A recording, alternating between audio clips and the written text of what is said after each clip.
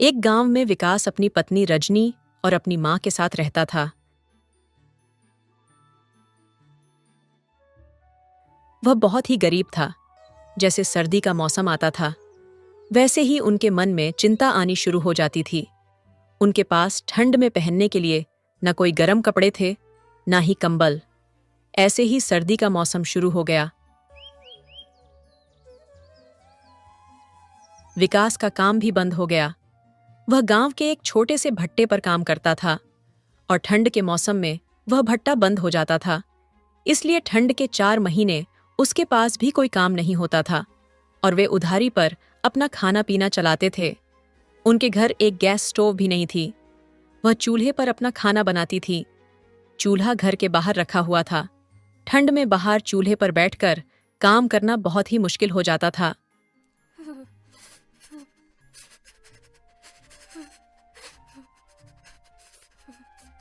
माँ जी, क्यों ना हम एक गैस स्टोव खरीद लें। बाहर चूल्हे पर बैठकर ठंड में काम नहीं होता और चूल्हे की राख भी जल्दी ही ठंडी हो जाती है। बहू, हमारे पास इतने पैसे नहीं हैं कि हम एक गैस स्टोव खरीद ले। हमें चूल्हे पर ही काम करना पड़ेगा। अब ठंड की वजह से सासू भी दिन में बार बार चाय पीती थी। बहू को बनानी पड़ती थी।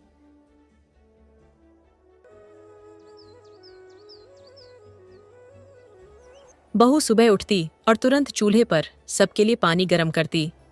फिर उसका पूरा दिन ऐसे ही ठंड में बाहर बैठकर जाता था। अब उनके पास कोई स्वेटर या कंबल भी नहीं था। वह पूरे दिन ठंड में ही बाहर बैठी रहती थी बिना स्वेटर के।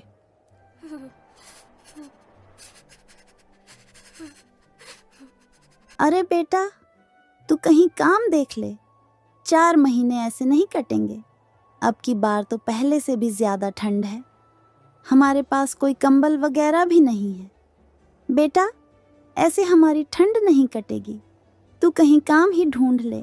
अरे माँ, मैं तो रोज काम की तलाश में निकलता हूँ, लेकिन ये गांव इतना छोटा है कि मुझे यहाँ कोई भी काम नहीं मिलता।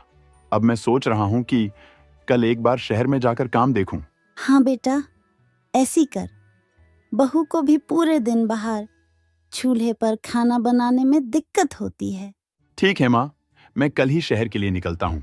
वह रात उन तीनों ने कपकपाती ठंड में बैठकर निकाली। उनके पास जो भी कूड़ा कचरा था उसकी आग सिलका ली और पूरी रात उसके साथ बैठे रहे।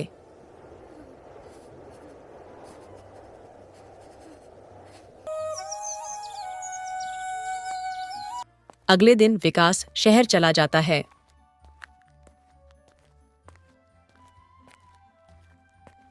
आप सही कह रही हैं। ये ठंड तो सच्ची में बर्दाश्त नहीं हो रही। 1 महीना बीत गया, विकास जी का भी कुछ पता नहीं है। ना उन्होंने अभी तक कुछ पैसे भिजवाए हैं। हम कहाँ से खर्चा उठाएंगे? अब क्या करें, कुछ समझ नहीं आ रहा है। बहू, एक काम करते हैं, हम भी शहर जाकर विकास को ढूंढते हैं। देखते हैं कि उसका कोई पता चलता है या नहीं। यहाँ रहेंगे तो हम मर ही जाएंगे। एक तो इतनी ठंड है और हमने 1 हफ्ते से कुछ खाया भी नहीं है। खाली पेट ठंड और ज्यादा लग रही है। आज ही शहर चलते हैं। तू जितने भी पैसे हो सब ले ले और ठंड से बचने के लिए कुछ पुराने जो कपड़े रखे हैं वह भी ले ले। न जाने हमें विकास कितने दिनों में मिलेगा। ठीक है माँ जी, जैसा आप कहती हैं। अब दोनों सास बहू शहर के लिए निकल जाती है।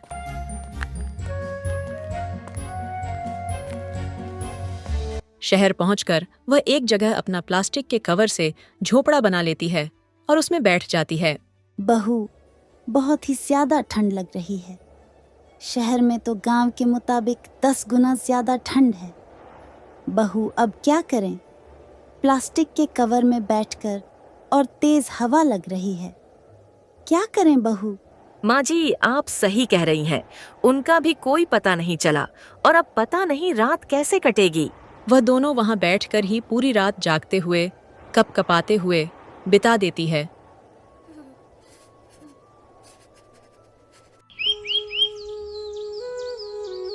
अगले दिन वह दोनों विकास को ढूंढने के लिए निकल जाती है।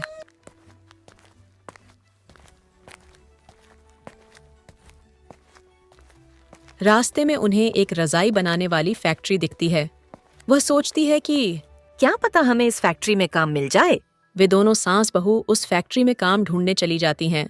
जी, अगर आप कुछ समय पहले आती तो हम आपको काम दे सकते थे, लेकिन 1 हफ्ते से हमने वैकेंसी बंद कर रखी है। अगर हमारी फैक्ट्री में एक जगह भी खाली हुई तो हम आपको खबर कर देंगे। अब दोनों वहां से निराश होकर वापस आ जाती हैं। सासू माँ, हमें तो यहाँ पर भी काम नहीं मिला और उनका भी नहीं पता। अब हमारा गुजारा कैसे होगा? हमें 2 हफ्ते हो जाएंगे बिना कुछ खाए हुए। अब हम क्या करें? ऊपर से इतनी ठंड लग रही है।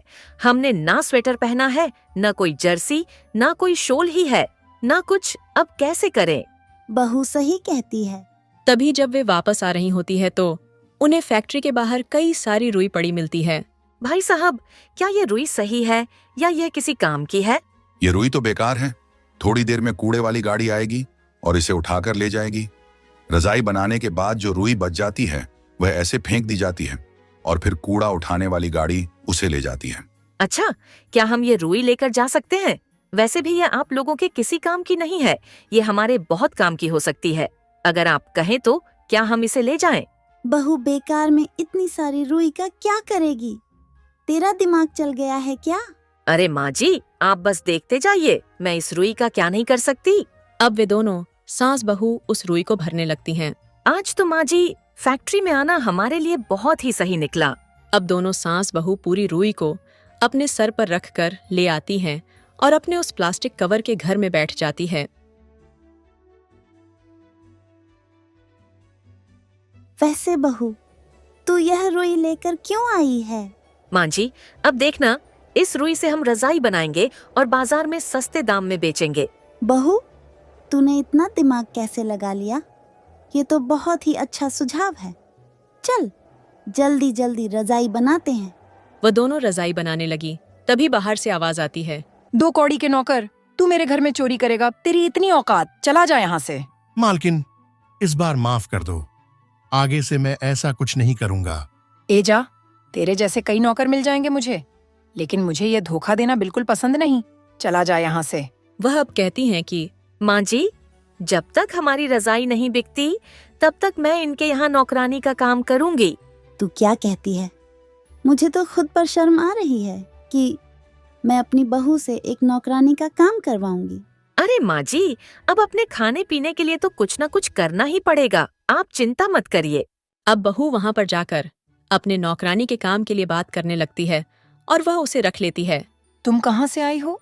मालकिन, मैं यहीं पास के गांव से आई हूँ। मेरे पति शहर में काम ढूंढने आए थे। अब उनका कुछ पता नहीं चल रहा है। मैं और मेरी सासू माँ अब यहाँ उन्हें ही ढूंढने आए हैं। जब तक वह मिल नहीं जाते हमारे खाने पीने का खर्चा कैसे चलेगा? इसीलिए मैं यह काम करना चाहती हूँ। तुम्हें 200 रुपए और रोज 1 टाइम का खाना दिया जाएगा। मालकिन, आपकी तो बहुत बड़ी कृपा है, धन्यवाद। अरे कोई बात नहीं। अब वह दिन भर उसके यहाँ काम करती और रात को बैठकर रजाई बनाती।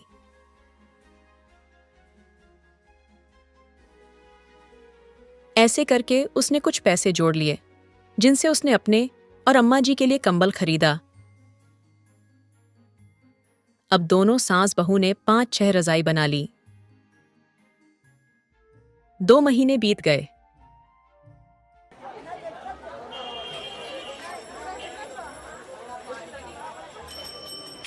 उन्होंने एक बाजार में चादर बिछाकर अपनी रजाई का ठेला लगा लिया। आओ आओ, दुकान जैसी रजाई मात्र 300 रुपए में ले जाओ, मात्र 300 रुपए में। अब इतना कम रेट सुनकर और रजाई देखकर कई लोग उनकी दुकान पर आते हैं। उनकी सारी रजाई एकदम ही बिक जाती है और उनकी अच्छी कमाई होती है। अरे माँ जी, हमारी तो सारी रजाई बिक गई। हाँ बहू, सही कहती है। अब हम अपने लिए एक कंबल खरीदते हुए चलेंगे। हाँ माँ जी, ठंड में ऐसी नहीं रहा जाता। वह दोनों सास बहू अपने लिए कंबल खरीद लेती है और आते समय उसी फैक्ट्री में जाकर रुई भी ले आती है।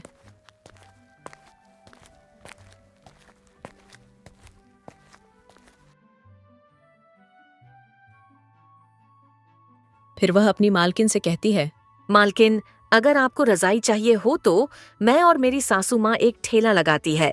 हम आपको फ्री में ही अच्छी अच्छी रजाई दे देंगी। ठीक है, मैं तुम्हारे ठेले पर जरूर आऊंगी। वह अपने रिश्तेदारों को भी उनके बारे में बताती है आपको पता है, मेरी नौकरानी दिन भर मेरे यहाँ काम करती है, फिर रात को बैठकर रजाई बनाती है। वह यहाँ बाजार में अपनी रजाई बेचती है। उसकी रजाई तो मुझे भी बहुत ही अच्छी लगती है और बहुत ही सस्ती है। अगर आप लोग भी लेना चाहें तो यहाँ कल ले सकते हैं। ऐसे करके उनकी बहुत बिक्री होने लगती है। वह एक घर किराए पर ले लेते हैं। तभी उन्हें विकास का भी पता चलता है। विकास एक जगह पर मजदूरों का काम कर रहा था।